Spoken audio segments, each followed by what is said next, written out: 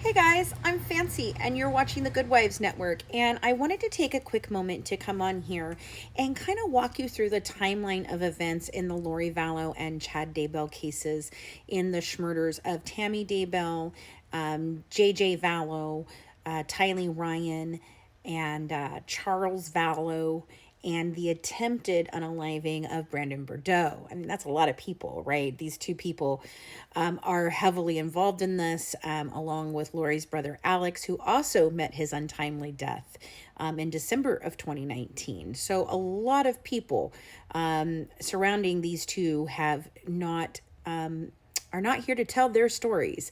So I want to walk you through the timeline because we are currently covering the Chad Daybell case for you guys on the crime lines. We are giving you, updates each day as to what happens in the trial.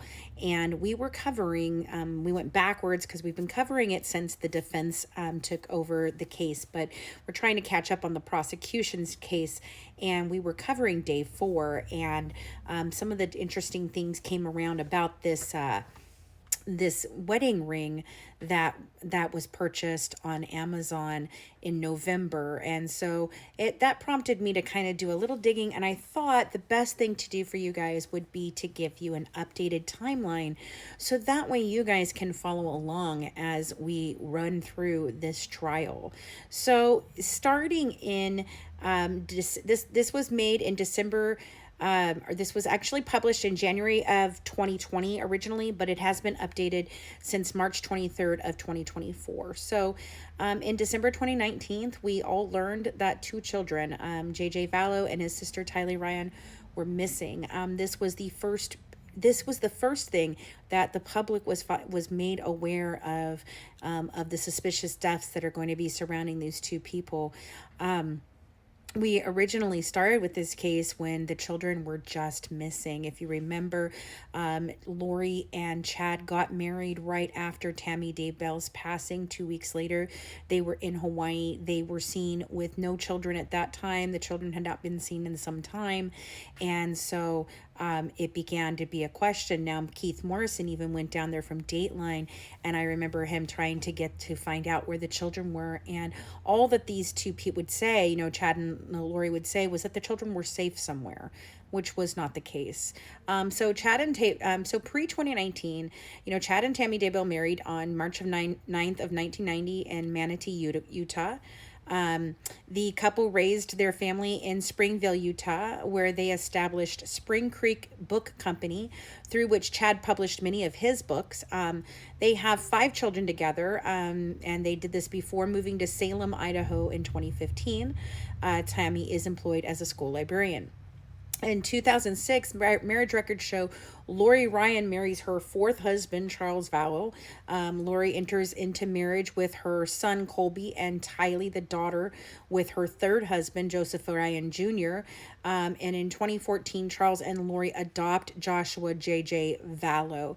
He's the biological grandson of Charles's sister, Kay Woodcock, and she's married to Larry Woodcock. Now, throughout the trial, they are a constant.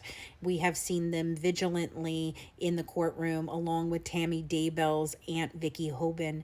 Now, the one day that Kay did not attend Lori's trial nor Chad's trial was here day 3, where they showed the pictures of the bodies of her grandchildren coming out of the ground, and she just could not be there for that. But she has been a constant along with her husband and Vicky. Now there is a juror from Lori's trial that has been attending along with his wife and another juror from the trial. So very interesting. I've never seen that happen before, but it's interesting. So a social media post indicates that sometime in 2014, the Vallows moved to Kauai in Hawaii. The couple operates a small business on the island, and then the family then moves back to the mainland between 2016 and 2017. So Joseph Ryan dies on April 3rd of 2018, and according to the medical examiner's report, the cause of death is ruled a heart attack. He's cremated, and there's hardly any other information available about his death. But Chad and Lori meet in the fall of 2018 at a religious conference in St. George, Utah. A felony indictment indicates that on October 26th of 2018, Lori and Chad began discussing their religious beliefs to justify the unaliving of Tammy, JJ, and Tylee. Around this time, Chad and Lori make their first recording together on the Preparing a People podcast. It's called Time to Warrior Up, and the two record with others on several podcasts. Many of them are focused on the end of the world. As you know, they are called the Doomsday Unalivers because they are doomsday preppers. They are of the Mormon faith that believes in that extreme prepping and the second coming of Christ and preparing for that. So the two, they have their own podcast. They have a couple others that they go on and they talk about this, end of the world. And Preparing a People has since removed the podcast and publicly disassociated itself from the couple, which is very interesting to me. So in 2019, lots happens. We get lots of dead bodies. Arizona police body camera footage shows Charles pleading for Lori to receive mental health help at Community Bridges on January 31st. Officers determined she had a normal state of mind and she was medically cleared by Community Bridges. So Charles is trying to get help for his wife, who is already talking about plans to unalive him, and nobody is listening. So he goes and he decides he's going to file for divorce from Lori in February. He claims she viewed herself as God preparing for the second coming of Christ, according to court documents. And Charles also says Lori told him she would kill him if he unalive him if he got in her way of performing her mission. Divorce proceedings are later paused after Charles says he wants to make the marriage work. So Lori goes to Hawaii in February for nearly 2 months and leaves JJ and Tylee with others, and she spends time with friends and is in communication with Chad nearly every day. Interesting. Around June, Lori's niece Melanie Boudreaux and her husband Brandon Boudreaux, they decide to divorce, and Brandon claims Melanie is affiliated with similar beliefs as her aunt, and he thinks she's joined a cult.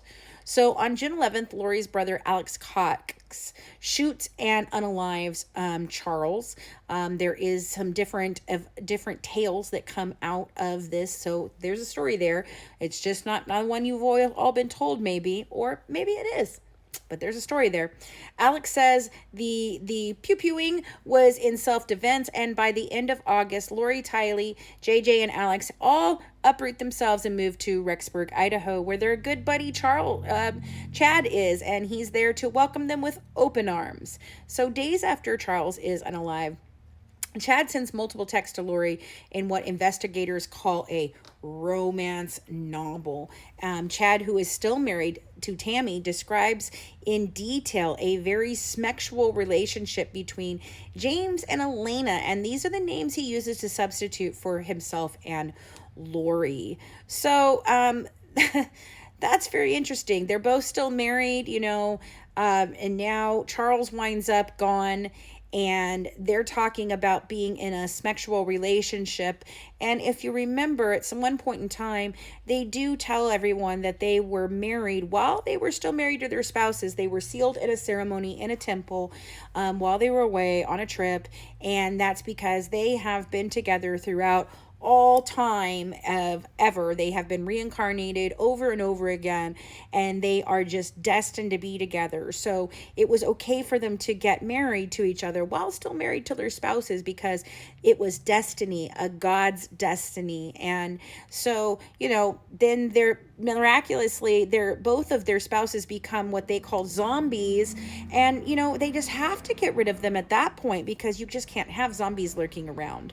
I mean, zombies lead to more zombies, and it does become a pandemic in their household. So I guess they really did need to take out those zombies. Anyway, I'll be back with part 2 of this in just a moment, guys, but thank you for tuning in, and have a good one from The Good Wife, serving up true crime one dish at a time. Make sure you tune in for part 2.